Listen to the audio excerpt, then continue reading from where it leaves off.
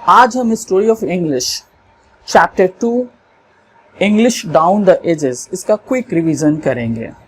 सबसे पहले इसमें हम यह देखेंगे कि कौन सी लैंग्वेज जो है वह ज़्यादा लोगों के द्वारा बोली जाती है। If we talk about the number of speakers then Mandarin Chinese यह जो लैंग्वेज है यह सबसे ज़्यादा लोगों के द्वारा बोली जाती है। यह चाइना की लैंग्वेज है, वर्ल्ड में सबसे ज़्यादा बोली जाने वाली लैंग्वेज, और वर्ल्ड में सबसे ज़्यादा जगहों पे बोली जाने वाली लैंग्वेज इंग्लिश है। तो एक नंबर में सबसे ज़्यादा लोगों के द्वारा कौन सी लैंग्वेज बोली जाती है? Mandarin Chinese. ऑफ कोर्स क्योंकि चाइना की पॉपुलेशन बहुत ज़्यादा है। इंग्लिश जो है 2 नंबर पे बोली जाती है, और हिंदी जो है 3 नंबर पे बोली जाती है। ये एग्जाम में पूछता है कि थर्ड नंबर पे कौन सा है, तो 3rd नंबर पे अब हिंदी लैंग्वेज जो है वह बोली जाती है। ओके, इंग्लिश जो है ज़्यादा पुरानी लैंग्वेज नहीं है, क्योंकि हमने लास्ट चैप्टर में देखा कैसे एंग्लो सैक्सन्स आए और वहाँ से इंग्लिश लैंग्वेज जो है वह शुरू हुई, और 449 AD में वो आए, और यह करीबन जो है 1500 साल पुरानी है। अगर 450 से ले 1500 जोड़े तो ये 2000, यानी करीबन जो है यह 1500 साल पुरानी है।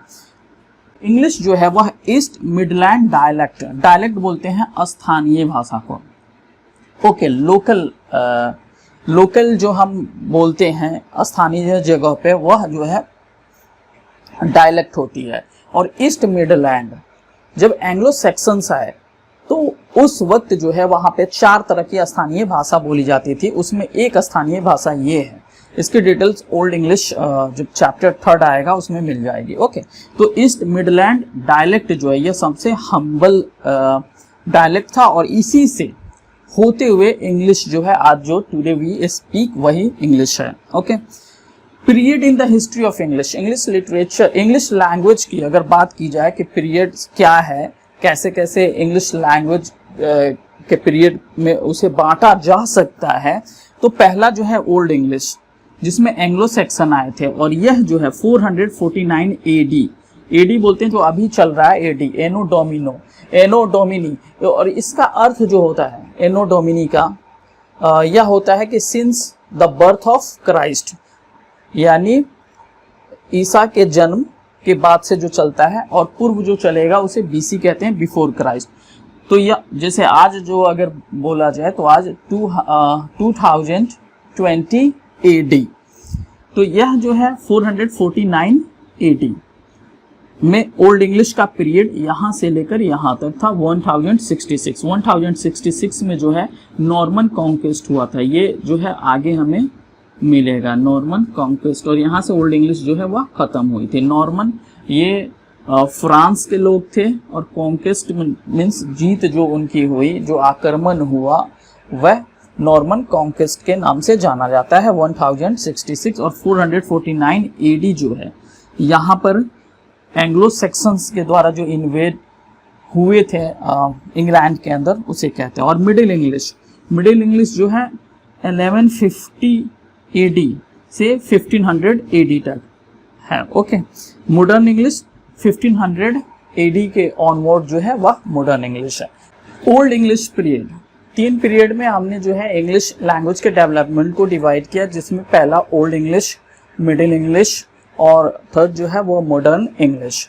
ओल्ड इंग्लिश में जो 2 चीज़ें हैं, जैसे इन्फ्लेक्शन, इसकी जो कैरेक्टरिस्टिक यानी विशेषताएं जो है एक इन्फ्लेक्शन का विशेषता। अब इन्फ्लेक्शन क्या है यहाँ पे हम थोड़ा सा उसे देख लेते हैं। जैसे मैं एक सेंटेंस लिखता हूँ,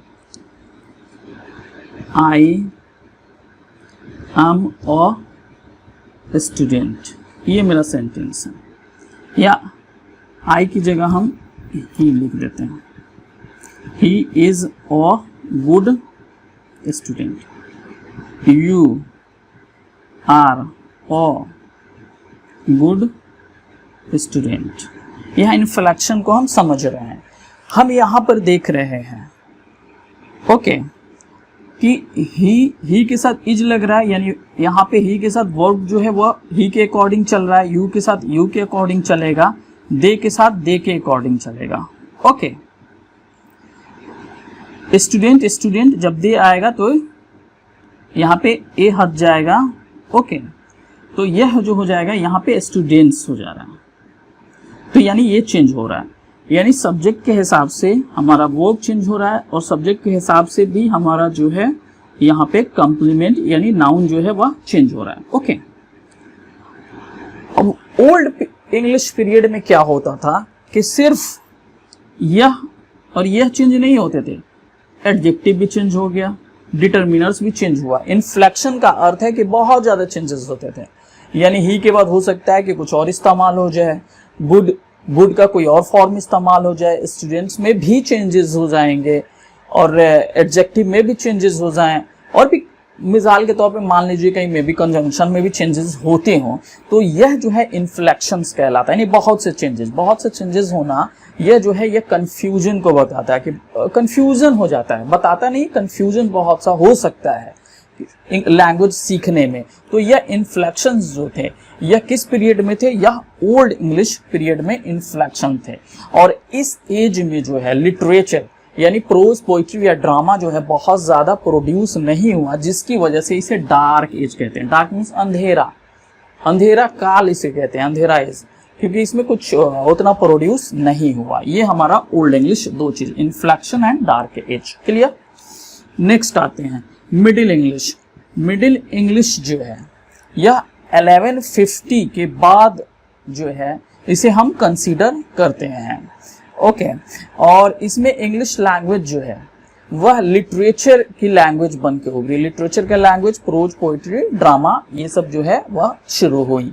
और इस वक्त क्योंकि 1066 AD में नॉर्मन लोगों ने जब इस पे इन्वेड किया, इंग्लैंड पे, इन्वेड मीन्स आक्रमण किया, तो नॉर्मन लोग फ्रेंच लोग थे, फ्रांस से आए थे, तो उनकी लैंग्वेज फ्रेंच थी। इसकी वजह से बहुत से फ्रेंच वर्ड जो है इंग्लिश में आ गए, और लैटिन तो पहले से थे ही वहाँ पे। तो इस तरह फ्रेंच और लैटिन जो है काफ़ी वर्ड्स जो है फ्रेंच से लिया गया और लैटिन से लिया गया।